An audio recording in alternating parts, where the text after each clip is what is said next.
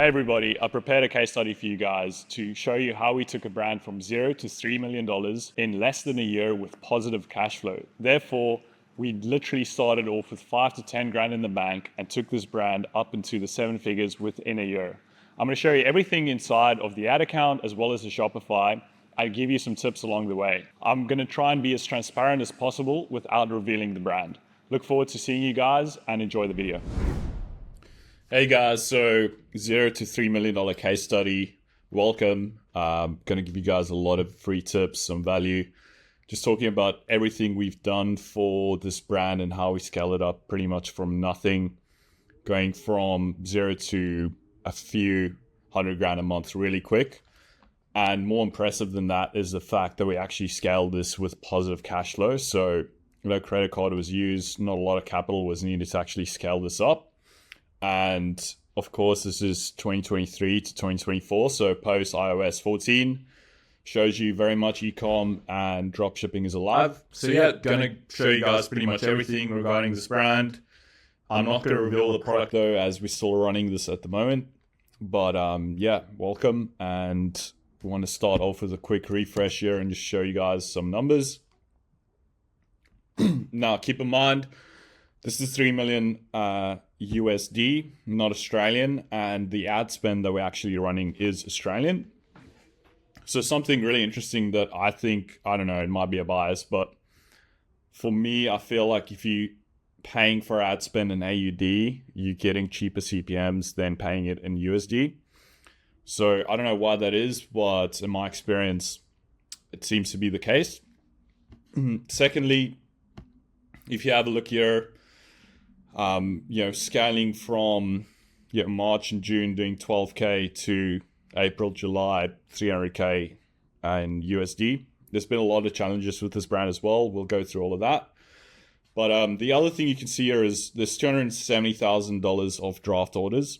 Now, what tend to happen is there was a bug with one-click upsell using some sort of other bundle.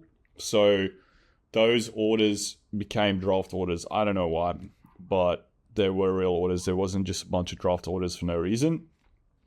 The other thing to mention is I'm not even going to show the other store, but we were running another store with exactly the same brand when we got taken down to like TMCAs and stuff.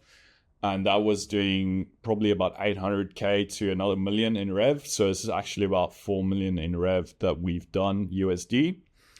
And I'm even going through the ad spend, talking about the product, what niche it is in, everything like that. So yeah, it's going to give you guys a lot of tips. So first of all, the product has around a 1.25, 1.3 break-even ROAS. So the reason why this product is doing so well is the fact that we've got, huge markups on it. It is a problem-solving product. It's in the health space. And furthermore, we capitalize on a trend. So it was the looks maxing trend, as that's quite a big trend last year. So it was also stacking on the trend, and it was an impulse buy product. So $30, $35 AOV Australian. So it's sitting around the 20-25 USD mark for US. And of course, we ended up branding the product. But what we actually did is we drop shipped for a big part of it was actually drop shipped. And how that works is people always have this misconception that like you either have a brand or you drop ship, but it's actually a continuum. So you can still drop ship with a branded experience. If you have got a good supplier like our supplier Gary, he's go to shout out to Gary. And what we actually did with Gary is we ordered a few hundred units, kept the stock at his, drop shipping it out of like his factory, and then pretty much just slapping really nice packaging on the product. So that ended up being kind of a branded experience for the customer. The only thing that wasn't like a full branded experience is just the fact that it was like 2 to 3 week shipping. But there's a lot of ways that you can counteract that by saying, hey, we're a brand from a different country, so shipping takes longer. You can even have an email saying, hey, we're sold out for this region or this warehouse, so it's on back order. It's going to take another week to ship. We add some sort of little free gift in there for you as well. Another thing to know about this product is it was very lightweight, very small. So shipping it, and the shipping cost is very, very minimal. And we also did charge, I believe, for shipping as well. So also make sure whatever you're selling is very lightweight and small, as that's of course a massive part of the actual cost of a product, if you don't really think about it, is shipping. So if you're selling, for example, a couch with a massive markup, but the couch costs you $1,000 to ship to a customer, it becomes very, very hard to deploy that on e-commerce. So another tip for finding a good product is make sure that the shipping is very cheap, and therefore you can always do air freight because of shipping being cheap and of course it being a lightweight product. So before diving into some tips about the creative, what we did for the landing page, ad structure and scaling, as well as some challenges, I'm just going to show you some more of the actual ad spend, as well as more of the results, so you can just see how quickly we scale this product. So first things first, it's really interesting to note, but look at our conversion rate, 5%. So a lot of brands, if you're starting off with e-com and you getting profitable, or you're just breaking even, you're getting a couple of sales and you're sitting at 1 to 2% conversion rate, that's a massive indicator to something to fix. So that could be that the product is not good, the offer is not good, the angle that you're selling it is not that good. But having a 3 to 4% plus conversion rate is very critical, especially with like CPMs being this high.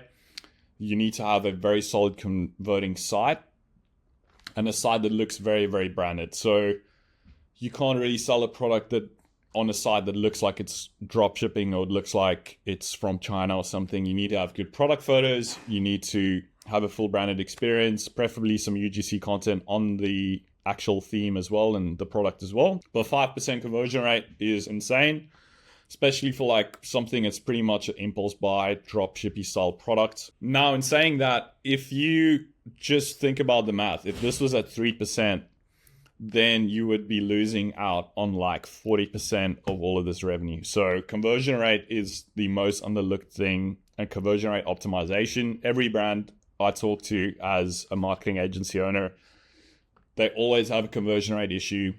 They always overlook it. And if you have a 2% conversion rate doing 50K and you get it to 3%, you're doing 75 grand. And that's with the exact same ad spend. So all of the profit is normally in your conversion rate, and optimizing those last bits of the funnel. The last 10% of your funnel optimization is always pure profit. So you need to make sure that you focus on conversion rate and really look at the data to understand what is actually going on in your funnel. So if we just go to some dates here, and we're just going to show some dates start of 2023, and just show you pretty much how the store looked and how quickly we scaled it up. So just from Jan to July. So you can see it was literally 1 month of testing, 12 grand for 1 month, spending a couple of grand in ads, getting some really good ROAS because of the creatives we were using. And then you can see from March to April, we jumped from 12K to 300K in sales, which is really crazy. Pretty good scale. The most impressive thing, as I said, is just the fact that we could scale this product positive cash flow. So the guy I partnered with is pretty much one of our clients, and he didn't have a lot of cash. All he had was a potential winning product. And we installed a lot of infrastructure and did a lot of strategy. And then of course we could scale it that fast with positive cash flow. So he started off with a couple of grand, and literally with positive cash flow, we scaled it very, very fast. As you can see here, 300K USD, and March he was sitting at around 12K. So really fast scale. Now there was a couple of issues that I'll go through of why we couldn't scale that fast, mainly to like reasons outside of our control, and I'll really touch on that and some issues you face when you actually do e-com at like a high scale. But yeah, after we solved some issues, the product was strong, the creative was strong, and the trend was still upwards, and we hit like 450K after being down for pretty much half of May. So yeah, we scaled up pretty fast. And I'll also just go through the actual ad spend for these months as well. So having a look at the ad account. So that first month, 8K spent. So yeah, just having a look at some of the ad spend. So if we look at around March and then into April, May, and then June. So starting out at April, we spent 60K Australian, and of course we did around 300K. So yeah, just having a look at some of the numbers and some of the ad spend we're doing. So as you can see here, in March, nothing much happened. And then we get to April. And if we have a look here at April, we spent 60K Australian, which divided by 1.5 is around 40,000 USD. And you can see we did some cooked ROAS. So we made 300K that month. And even with Google, I'll show you guys Google as well. We didn't really spend that much on Google. A lot of the Google tracking, I believe, was a bit up because we were getting way more ROAS than Google was reporting. But yeah, just some insane results. Now, the reason I just filtered these results is because I was running some other things in my ad account as well. But everything is filtered for this product in the store. So I'll touch on all of the ads and the ad account structure and stuff like that as well. But yeah, that's just some really crazy results. So you can see we're spending 60 and then the next month around 63. So pretty much the exact same spend, but we had some issues with the store. And then of course we started scaling up. So yeah, very transparent here with all of the numbers. ROAS wasn't really reporting that well over that period. And, iOS 14 issues and all of that. But yeah, we had some super healthy ROAS some months. And it was really down to the creatives we were using. And just having a quick look at the Google ad account as well. I just zoomed it in here because of the campaigns are also named with the brand. So also having a look, April, spent 2.7K. May, not a lot. June, 2.3. So yeah, Google didn't really perform that well in terms of what it's reporting here, but I would say it was performing a little bit better than Google reported. As you can see here, the ROAS went up quite significantly at the start of this year as we scaled it up a little bit. But yeah, in Google, as you can see, only 91,000 spent for the lifetime of this account. And yeah, going back, if we look at the entire of last year, we ended the year pretty much with 2.1 million USD in sales. And you can see here, our biggest was around $460,000 in sales in July. And then of course, we had big issues here where we supplemented that with the new brand that we launched, or the new store that we launched that we're running concurrently. And we managed to recover pretty well on that store. And then once we got the store back, we could get still some really good sales for last year. So just going back to the store and pretty much just touching on the creative, as this was like the most important part, I believe, of this business, is the creatives we were using. I believe this was about 90% of the success. Is we created a really amazing angle to market this product. And the way we did it is we created a really cool creative using a brand endorser in the space of health and fitness. And this brand endorser had a lot of credit that, he has a lot of social capital with his audience. So using some creatives of him mixed in with some UGC content a bit later, I created like really powerful creatives. And we also used some cheeky AI stuff where we had voiceovers of like some popular people talking about the product, more in the gray hat of ecom, but hey, up to you guys. And the cooked thing of all of this is we pretty much used 3 to 5 creatives for the first, I would say, $1.5 million in sales. So that sounds pretty crazy, as like a lot of people feel like creatives can get tapped fast, but what I mean by the 3 to 5 creatives, that's the same, is we just made slight changes to them. So we just changed the intro, first 3 seconds of the creative, added some extra UGC into the creative. The call to actions, changed that up a little bit. But in terms of like the raw creative, it's pretty much the exact same creative that we just mixed up a little bit. and that got most of the success for this brand. So if we didn't have the challenges we had, which was very unlucky, and I'll talk about that a bit later on, I believe we could have made an extra couple of $1 million during that period. But unfortunately, we had some really bad luck with ad account bans, Facebook issues, a lot of DMCAs. I'll touch on all of that and how we handled all of that. But that's probably the one thing that a lot of people in the e-com space don't really talk about, is the big issues you face at scale that can just happen, and it's just part of the game. But yeah, it's unfortunate that things like this do happen. So just thinking about the landing page and what we did with the landing page is actually very simple. It was a very brandy style landing page, but there's nothing like crazy we did on it.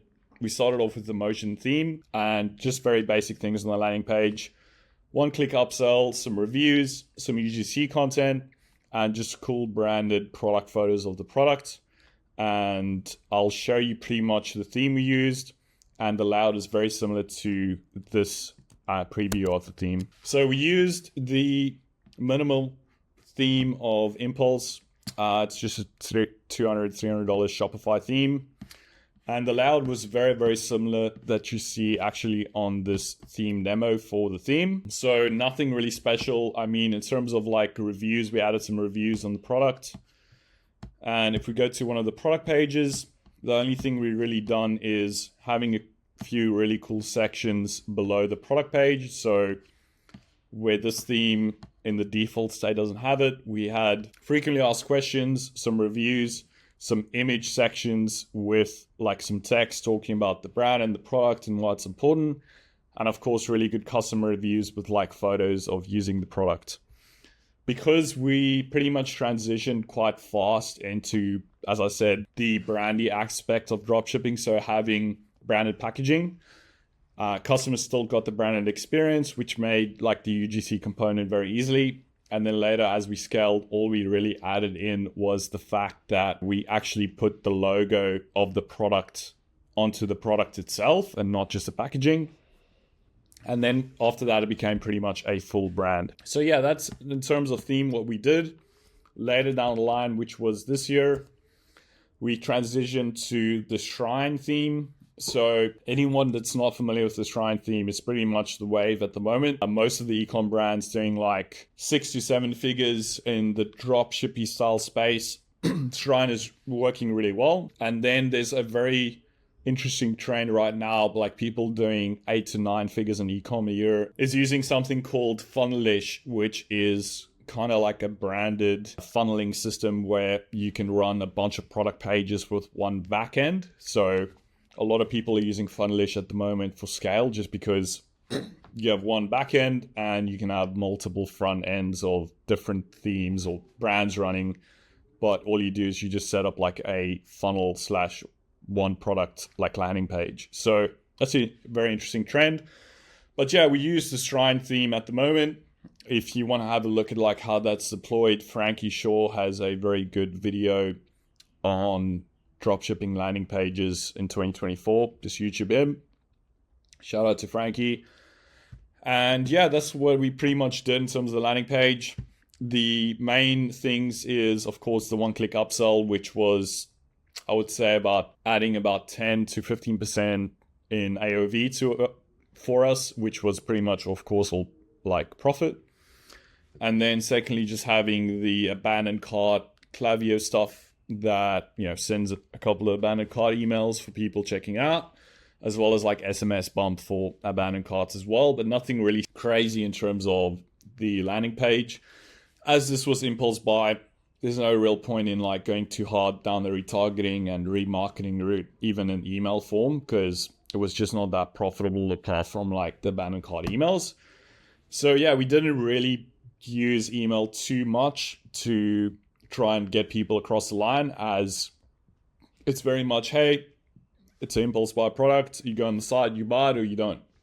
And we did a bit of remarketing, but there wasn't really that much in remarketing potential. With, you know, higher like $100 offers, then of course there's going to be a much more like of a shift and a focus towards remarketing. But for these impulse buy products, People have no attention span anyway. They just want to go up and buy the product. And also, we only stick to Google and Facebook, so we didn't do any TikTok ads. We found like the TikTok audiences, at least for me, I still find more results with Facebook. TikTok is very much like a granular thing where you spend so much time on media buying because you have to do all of these glitch methods, which is great, but you're spending the whole day just doing media buying, trying to get these CPC hacks and these black hat things to get performance on TikTok because, the AI isn't that good. But in some cases, TikTok can be fantastic. You can get, your 5 cent cost per clicks. And therefore, even if you have a 0.8% conversion rate, you're still making good profits. But for this product, we found all of our success on Facebook. So ad structure and scaling. So what do we do with ads? Mostly it was ABOs. So ABO ad sets 50 to 150 a day. Best way we can find to scale was just duplicating ad sets. Most of our ad sets was open targeting as well as some interest-based targeting, all targeting either top 5 or top 25 countries. So the top 25 is pretty much like most of the Western world and, e-packet countries, if anybody knows e-packet. And top 5 is, just your top 5, US, UK, Australia, and so on. So yeah, mostly open interests. Due to us running big volume, open was doing super well for us. We just did 18 plus or 21 plus open and then a couple of interests. And if we found some performance on some fringe interests, then we just dupe them as well. What we found that also works pretty well is finding a winning interest with your ABO, duplicating it 3 times into a CBO with the winning creative, and then scaling that CBO. It can normally scale up to 400 or 500 a day. And in some cases, it was doing 1,000 a day, but normally the CBOs for at least this ad account liked around 400 to 500 a day. The other thing that was working really, really well is also running an ASC, but ASC specifically, the Advantage Plus shopping campaigns, we ran later when we had more creatives. And we normally spend about 20 to 30% of the budget on ASC with 10 to 15% retargeting on ASC. So Advantage Plus shopping campaigns is very good if you've got a lot of data, but really trash if you don't have any data or not a lot of purchases in my experience. So big brands always will push ASC hard, but if you're dropshipping or you're starting out in ecom, you'll have to run that ASC for a long time or be prepared to lose quite a bit of money before it starts optimizing because there's so many more data points in the AI that it needs to account for. But once you at the point of 50 purchases a day and there's a lot of data on your metapixel, you can definitely run ASC when your lookalikes start working as well. And in this case, we did run the lookalikes 0 to 1%, mostly the purchase lookalikes 0 to 1, 1 to 2, 2 to 3, 3 to 4, and we sometimes stack them. So we were split testing lookalikes. In some cases, they were working super well, and then in other cases, they just completely failed. So I think Meta's in a weird position where, because they don't have the exact same data, and a lot of the code for the auction system is based on pre-iOS 14, the lookalike still hasn't really kicked in with performance last year when we were really trying to use them.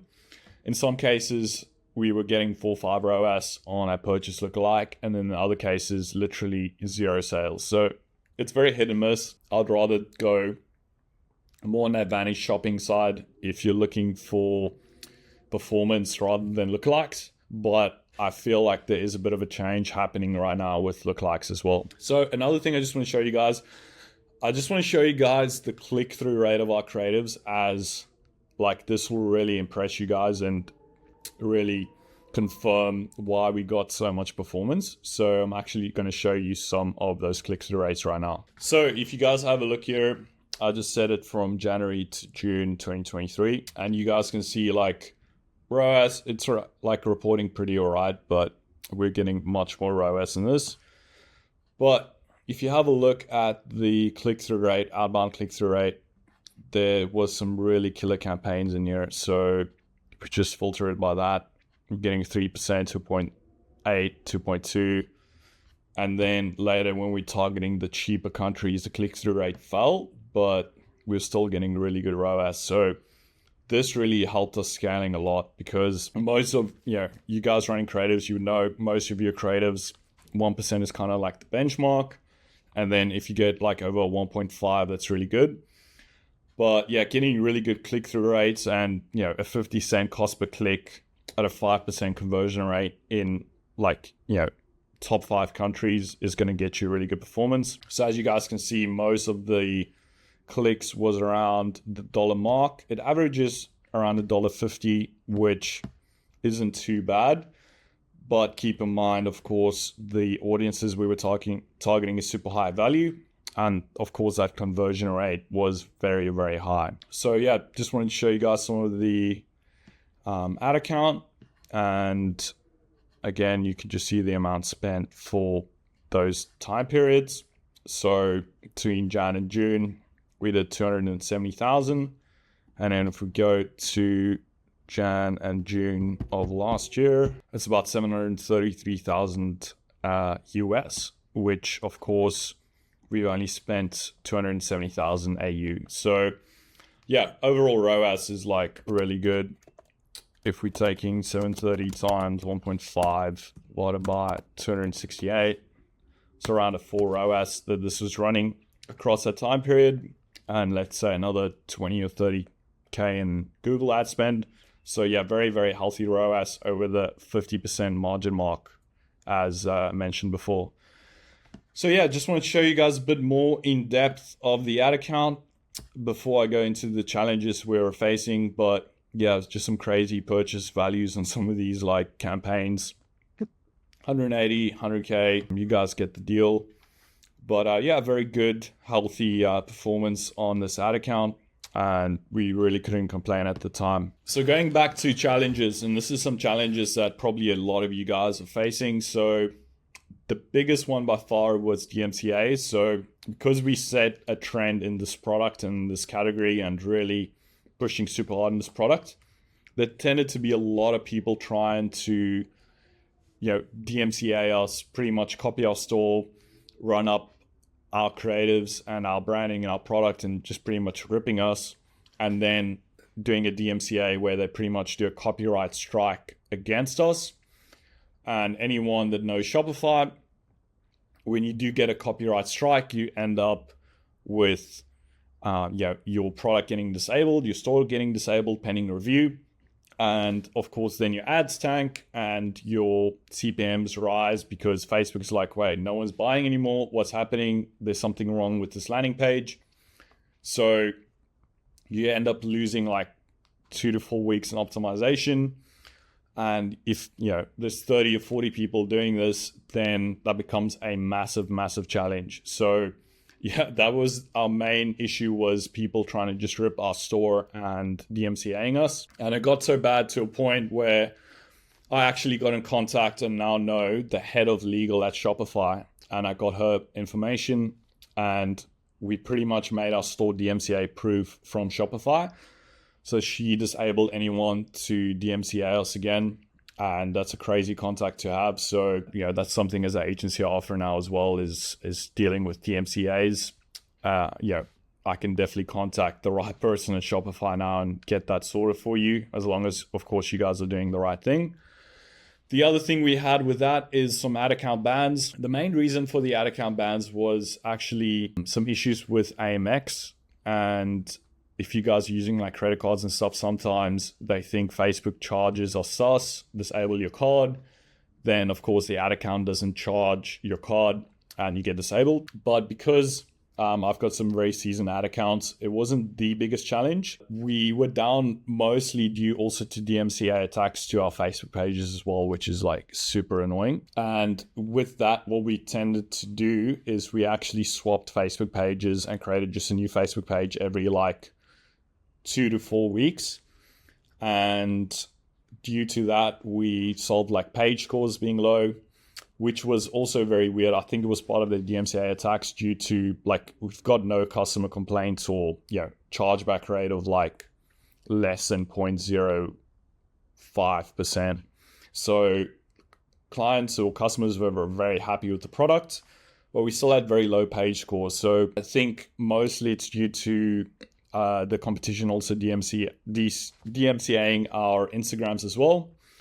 We just ended up swapping Facebook pages every couple of weeks. And in saying that, another thing to talk about is just stock in general. So what we did is later down the line, we started ordering stock. But because these ad account bans or DMCAs were happening and our store was going down, we had to, of course, go back and forth with the supplier, and it was quite hard to manage stock levels if you don't know if you're going to be up making a couple $100,000 a month or not making any sales. So that was a bit of a challenge. The way that we also combated the DMCAs is we just made another Shopify store. So we branded it very similar to our current one with a very similar domain. And when we're getting DMCA'd, we just swapped stores and ran it to the new domain and the new store. Pretty much exact same product, very, very similar branding. And that was kind of a way that we combated that as well. So why are we not scaling anymore? Are we still running this product? So we're still running it, doing a couple of grand a day. But what happened is, because we set this trend in the market, there's like 20 to 30 brands that pretty much rip this product, mostly like dropshippers. But because we pretty much tapped out most of the market and got those first customers across the line that were the most interested, and after setting that trend, I think running this product right now, you might be able to get profitable, but we've got a very, very seasoned pixel. So I think it's going to be a lot harder to enter the market right now. And of course, those creatives, after making 1 to 2 million on them, they're not really working at the moment. So we of course created new angles, more UGC style content. But yeah, that brand's still running, doing a couple of grand a day. But there's just a lot more entrants in the market, and because we were early, we capitalized and made most of the money as the trendsetter. So people always ask, is the product saturated? Is it not saturated? I don't know if I want to run this product because I feel like it's saturated. The simple answer to saturation is you should define saturation as the amount of money and infrastructure it requires to be profitable. I would define a product like that. If a product is selling millions and millions of dollars, and for 10 grand, you can pretty much set up your store, run your ads, and you're profitable, then it's not saturated. If you can't do that and you need to spend millions of dollars or a lot more money and infrastructure to get a product profitable, then that's normally saturated. Good examples of products being saturated is, for example, a basic plain white t-shirt. The amount of branding required and infrastructure and goodwill to sell a white t-shirt online with ads is going to be very, very hard. But if you're a Louis Vuitton and you've got that brand equity, you can sell a white t-shirt with a small LV logo on it for $700, and you can get 30 to 50 ROAS on Facebook. So that's how I think about if something is saturated or not. It's just how much effort, infrastructure, and money and skills is required to actually get something profitable. And that's the only way to really look about it, or look at how saturation really works. So some products out there that you might feel is saturated, hey, can you duplicate the landing page, make it 10% better, copy the creative and run some ads and hit like a 2 ROAS. If that's the case and you're testing it out and you're getting some decent returns or even just breaking even, then there's a very good chance you can scale that up and just optimize your funnel. Some other things to mention: a lot of e-commerce comes down to creating a very compelling offer. We did that mostly in this case with the creatives we used, but you can create an offer based on what's actually on your website and how you sell it on your website, or the type of creative you use, or like a different style of funnel where, for example, if you use like an infomercial or like a article that you made yourself, run traffic to the article and then send that to the actual landing page as well. Another couple of ideas that you should think about when creating offers, and of course Alex Ramosi is really good at teaching how to create compelling offers, but for example, a clothing brand that I see in the US doing extremely well, they're not actually selling clothing, they're selling giveaways as all of their creatives, and to get entered in giveaways, you have to buy their clothing or their merch, but the clothing is still good.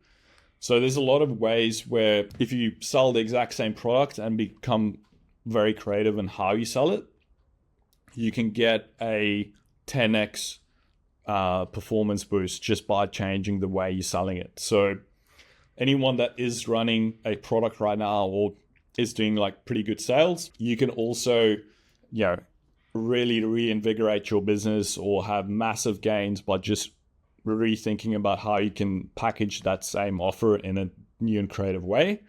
And that's how you're going to get like the outsized returns in e-com. It's not going to be some winning product that you're selling the exact same way as everybody else. It's also not going to be a super generic product with a crazy offer. It has to be somewhere in between where you've got a good product, but you also market it in a way where you're going to get outsized returns. And that's the real skill set, I believe, is you need to be creating compelling offers. And then, of course, delivering on those offers. You can't create an offer that you don't deliver on, sell an amazing product, but it ends up being really bad. You're just going to end up with chargebacks and, getting yourself banned that way. The other thing that I also recommend when starting out with e-com right now is the organic component. Like, you can go very far with TikTok at the moment and just getting a lot of 10, 20, 30 accounts, create a very TikTokable brand, and getting a bunch of editors, scaling up TikTok organic, or even like sort of an affiliate system as well. And if you have no money starting out e-com, in my Instagram bio, there's $1 a month Shopify plan. Just use that link and you can get started that way. And if you have no money, what I would do is literally get that $1 plan on Shopify, use one of the free themes, find a really good product, order one sample of the product in, use your phone, create TikToks, post 3 TikToks a day of the product. One video blows up, gets 50 or 100,000 views, you make a couple of grand in sales, and that's how you get started. And then run some ads once you have 3 to 5K in the bank. So that is the easiest way to start e-com with no money. But yeah, if you're going the ad spend route, be prepared to have a couple of grand ready.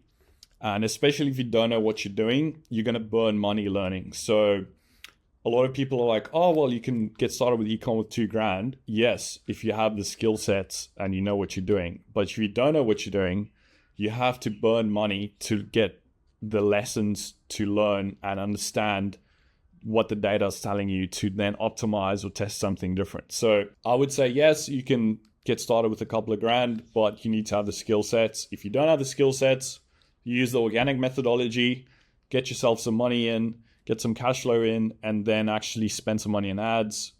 Maybe you win, maybe you lose, but you're definitely going to learn the skill set. So whenever you start off in business, or even if you are seasoned, you should track your progress much more with skill sets attained rather than a specific number amount. And that also leaves a lot of stress and headache from your life.